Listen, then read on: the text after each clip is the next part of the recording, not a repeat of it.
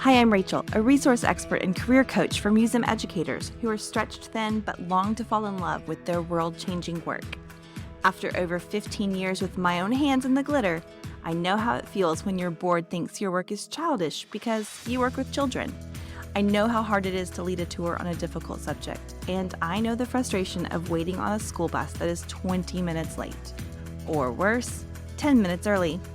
As I'm heading towards the second half of my career, I find myself with a passion to help my fellow educators reverse the chronic state of being overworked and underappreciated so that they can reclaim their creativity and emotional energy.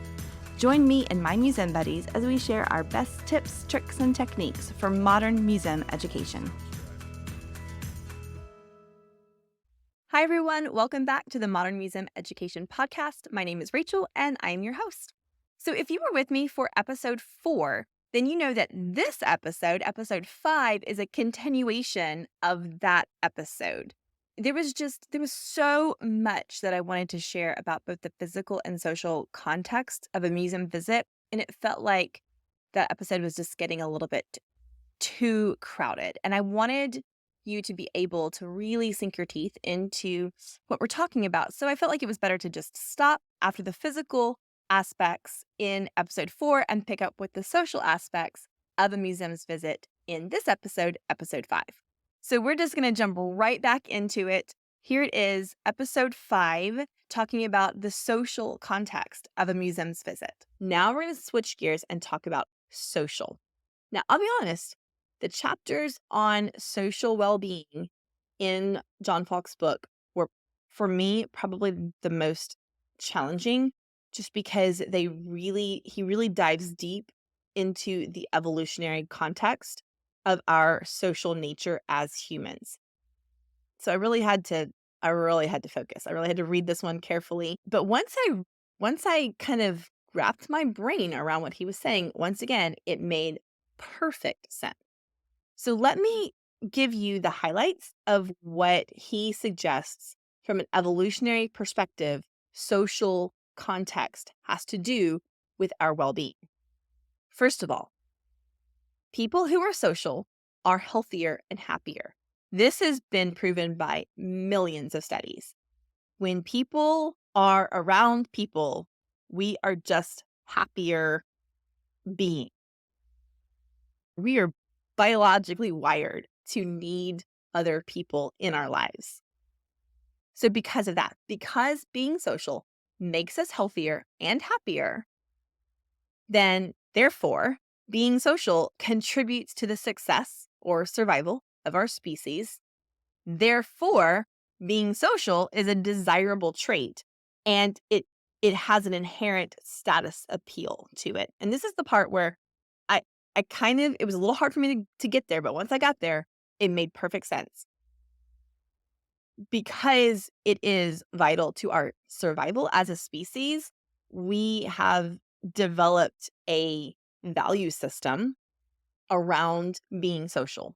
And we understand social behavior to be valuable.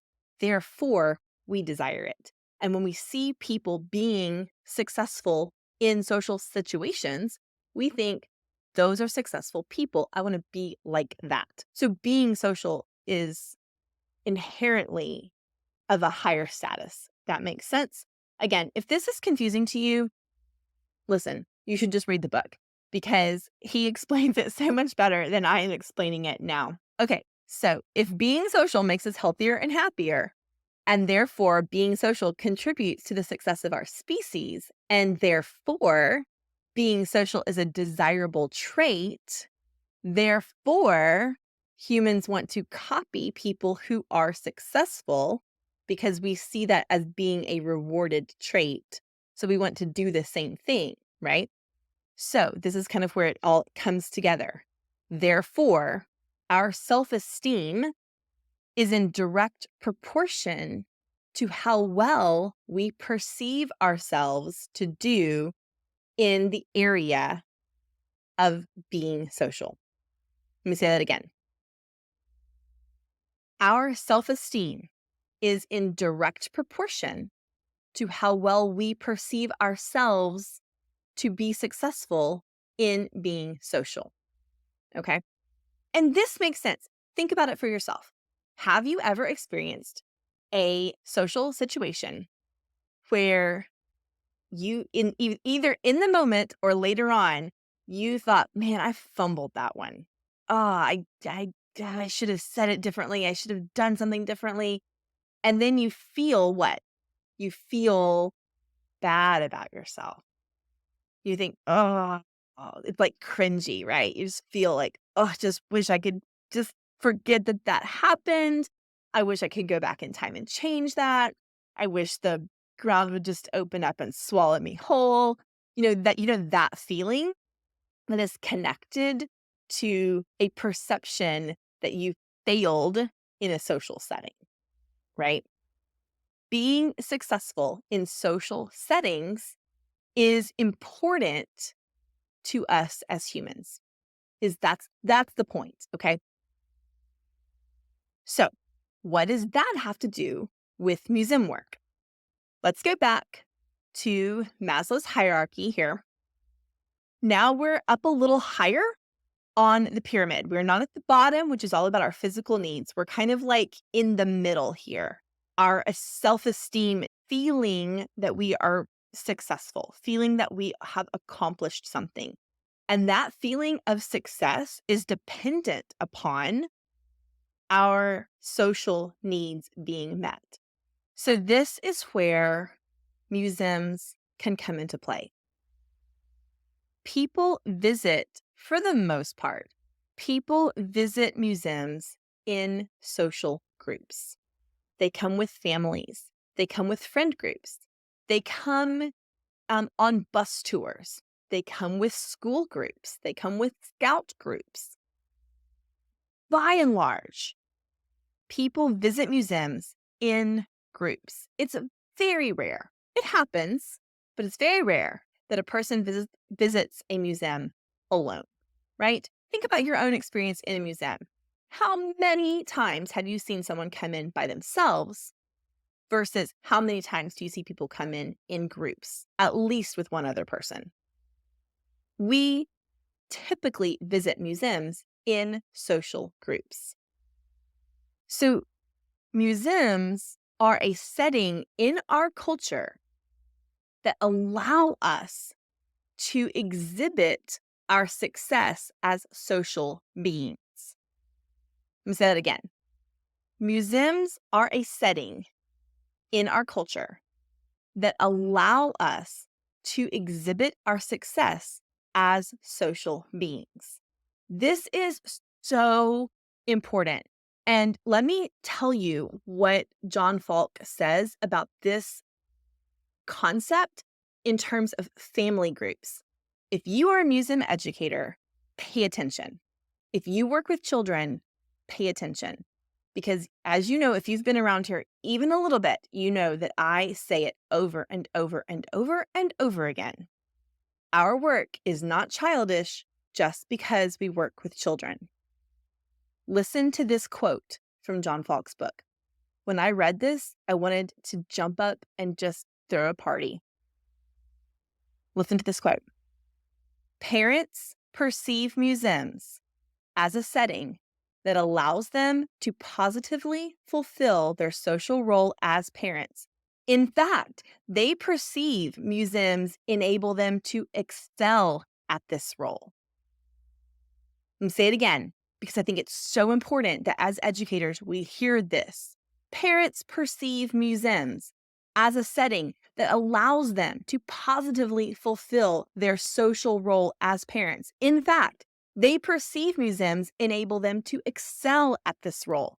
John Falk's research points again and again and again and again to the fact that museums create opportunities for parents to feel good about their parenting in our American society, which means parents will want to go to your museum to engage in programming that makes them feel better about their role as parents.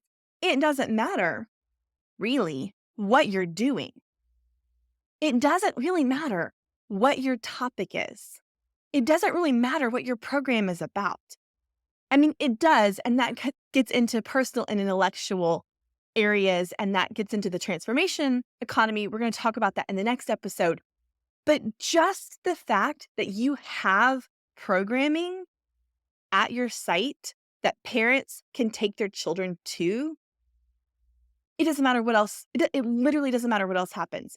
Just that fact alone means parents already feel better about themselves because they have engaged in your programming with their children. They feel like museums allow them to demonstrate their success as parents. So again, I say it.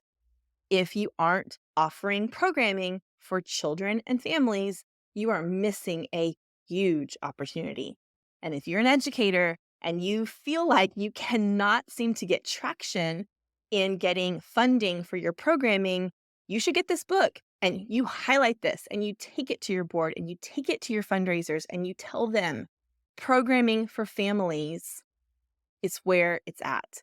If you want people in your community to feel good about themselves and therefore come back to your museum and spend money at your museum and support your museum, you have to have programming that allows them to exhibit their social success. They have to have a space where they can feel like successfully social. And as if that were not enough, there is a bonus benefit to going to museums in the social context. Okay. When we are feeling good about ourselves, and in this context, we're talking about feeling good about ourselves in community with other people, we experience elevated oxytocin levels. Right? This is a fact of our biology. When we are in social settings where we feel good about ourselves, we feel like we're doing it well, we're doing a good job. And remember, of course, that our ability to feel good about ourselves in a social context is dependent on our, first and foremost, feeling physically safe and secure. So we feel physically safe and secure. We go to these places where we feel physically safe and secure. We're experiencing physical well-being in a social context. This makes us feel good about ourselves. We're feeling happy. We have happy hormones, right? So our bodies are producing these happy hormones. We have elevated oxytocin levels. Here's the coolest part about I think that this is just so, so, so cool. Did you know that the benefits of elevated oxytocin levels are not just short term? They don't just make us feel good in the moment. They have been shown to facilitate memory function, which means that you are more likely to have a memory of an event when you are happy there. When you're feeling good, you're going to remember what you're doing. Essentially, what's happening in that context is not just that I'm having a memory of a good experience. What's really happening there is that I would be learning. We're going to talk about this more when we talk about the learning context in the next episode. This is sort of like a preview, but learning and memory hold hand. Like, you can't learn something if you aren't remembering it. Learning is just essentially the word that we use to describe a series of connected memories.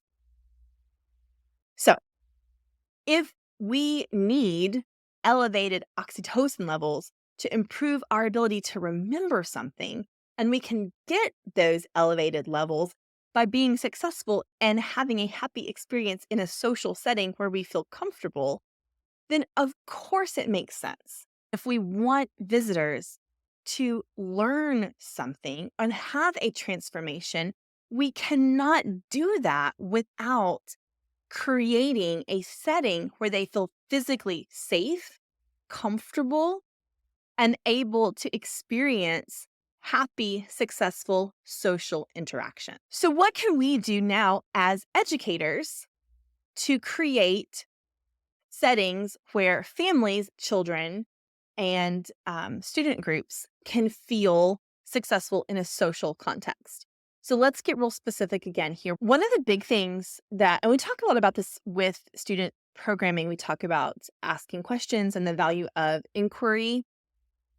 If you provide opportunity in your programming, whether it's a tour, a guided tour, a self-guided gallery tour, activities in a children's gallery or a classroom of some kind, any time that you can provide an opportunity for a family group to interact among themselves, then you are creating an opportunity for those parents or for the adults in the group to perceive themselves as being good grown-ups in that situation. Like, this is an example of parents feeling like, man, they're really nailing this parenting thing because they are engaging in some kind of activity with their children in this museum setting. So the more that you can provide opportunities for family groups to interact amongst themselves without your direct participation, you're going to improve their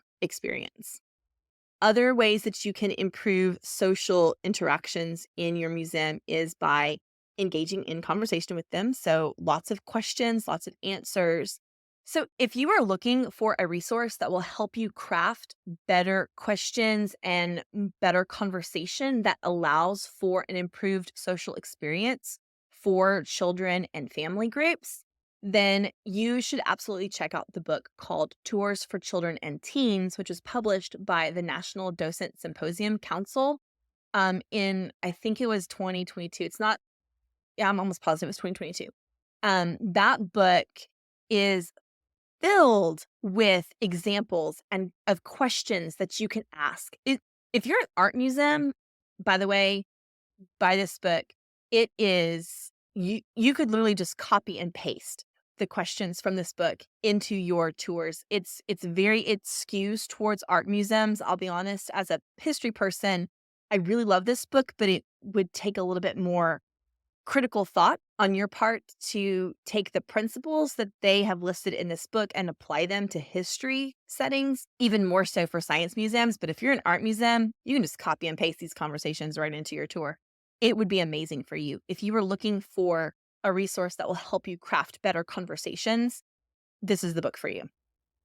So just to quickly recap what we talked about today, we discussed the physical and social aspects of a museum visit and why getting those experiences right for our visitors allows them to then take intellectual risks, personal risks, and have transformative experiences, which, as we talked about in the last episode, is what visitors really want after all. They want to be transformed. They actually want to learn when they come to our site, but they can't do that if we miss the mark on their physical and social experiences. So we got to get those right first before we can move on to what we want them to actually learn and be personally transformed by.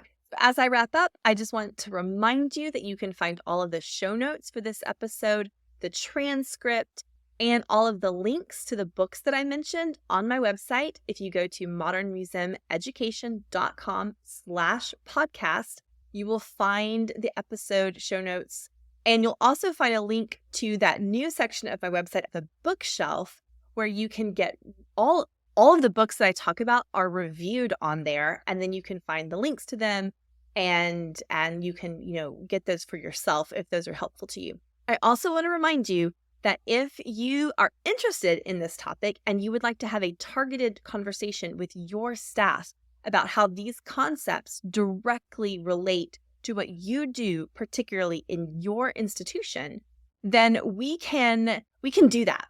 So go to my website, modernmuseumeducation.com/services, and look for professional development. I can come to your site and we can have this workshop in person, or we can do it online via Zoom if that works better for you and your staff. We can talk with your particular educators, interpreters, guides, and docents about what they are doing and how they are interacting with your visitors and how what they do can improve their guests' well-being and therefore improve their experience and therefore make it easier for them to learn and be transformed by your institution. So if you want more information about that workshop or any of my other services, just visit modernmuseumeducation.com/services. Thank you so much for joining us. If this episode has been helpful to you or interesting, please take a minute to like, subscribe, and leave a review, which will help other museum educators find this resource. As always, if you would like to work with me more directly, have any questions, or would like to be a guest on the podcast, you can find links to all that and more on my website, modernmuseumeducation.com. I'll see you back here next time, and in the meantime, please remember that your work is not childish just because you work with children.